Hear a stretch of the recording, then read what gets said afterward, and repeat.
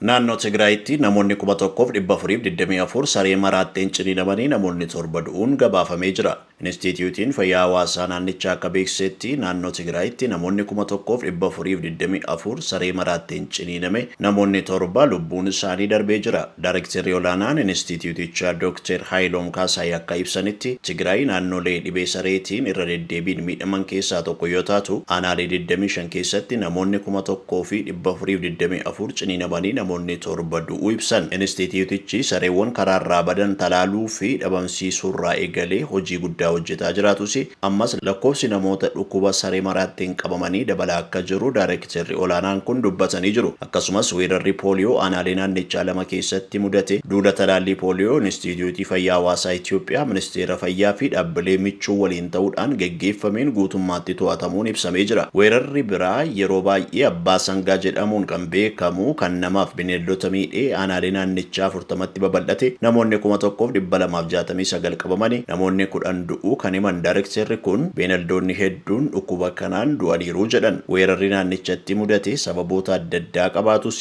waraannii fi walitti bu'iinsi dhiibbaa guddaa akka qabu hubachiisanii jiru. Geggeessitoonni dhaabbilee amantaa garaagaraa har'a ganama Finfinnee irraa gara Tigraay imalan Maqalee galanii jiru. Geggeessitoonni kunneen yoo magaalaa Maqalee ga'an gitawwan isaanii kan ta'an geggeessitoota manneen amantaa naannoo Tigraayitiin wal arganii jiru. Tifuunis tuunni geggeessitoota manneen amantaa garaagaraa kunneen pirezidaantii bulchiinsa yeroo kan naannoo Tigraay Leetinaal Jeneraal Taaddasaa Warradaa waliin marii geggeessanii jiran. Daawwannaan geggeessitoota manneen amantaa kun kan ta'e erga ministeerri muummee Itoophiyaa torbee lamaan dura paarlaamaa biyyattiif kennaniin geggeessitoonni manneen amantaa utuu waraanni Tigraayitti deebi'een ka'in tumsa isaanirraa eegamu akka godhan gaafachuu hordofeeti. Muummeen ministeeraa Dr. Abiyyi Ahimad dubbii isaaniitiin alas geggeessitoonni amantaa yoo dhimma kana keessa seenuun dhaabuuf yaallee duubarra erga rakkoon mudatee socho'uun akkasumaanii jechuudhaan miseensota mana maree bakka bu'oota uummataa duratti dubbatan. Dubbii maree paarlaamaa biyyattii 46ffaa kanarratti Dr. Abiyyi muddama nageenyaa naannoo Tigraayitti mudataa jira jedhame ilaalchisuudhaan geggeessitoota manneen amantaa dafanii hojii jalqabuu akka qaban gaafatanii turan. Geggeessitoota manneen amantaattis dabalataan abbootiin qabeenyaa, dippiloomaatonni, beektonni fi imbaasiiwwan illee muddama waraanatti deemuu mala jedhan kana jidduu seenuudhaan nageenyaaf akka hojjetan illee ministeerri muummee Abiyyi paarlaamaa isaaniitiin gaafatanii jiru. Muddama Tigraay keessatti deemaa jiru jedhame ilaalchisuudhaan alaalatti mootummaan federaalaa nageenya fedha kan jedhan Dr. Abiyyi utuu mootummaan yaadni isaa waraana bira utuu hin taane Tigraayiif misooma fiduudha. Kanaaf garaagarummaa jiru mareen furuu wayya jechuudhaan paarlaamaa biyyattiidhaaf dubbii isaanii keessatti eeranii turan.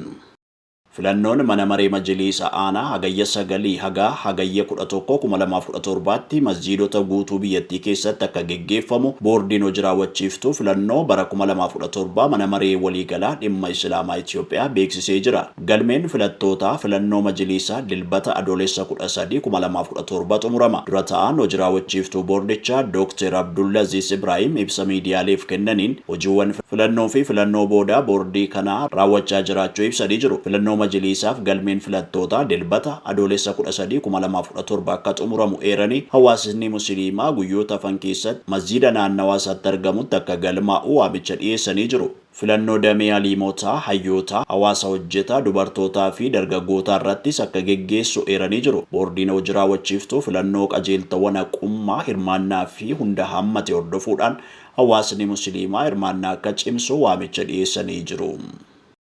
Qabxiin qormaata naannoo kutaa 8ffaa ifoomee jira. Naannoo Oromiyaatti barattoota bara 2017 qormaata naannoo kutaa 8ffaa fudhatan keessaa dhibbeentaa 78.7 qabxii 50 ol galmeessuudhaan gara kutaa itti darbu gorsaan biiroo barnoota Oromiyaa obbo Efreem Tasammaan ibsanii jiru. Naannichatti barattoonni 400 fi 88 fi 458 qormaata naannoo kutaa 8ffaa fudhatan keessaa barattoonni 300 fi 84 fi 498 qabxii 50 ol galmeessuun gara kutaa itti darbu obbo Efreem ibsanii jiru. Barattoonni qabxii isaanii karaa liinkii oromia.ministry.et ilaallachuu danda'u jedhanii jiru.